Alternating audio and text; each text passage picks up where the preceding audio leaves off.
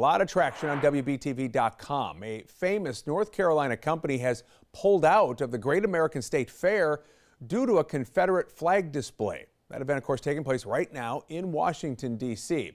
North Carolina's booth drew some controversy when it appeared to display an altered version of the Confederate flag.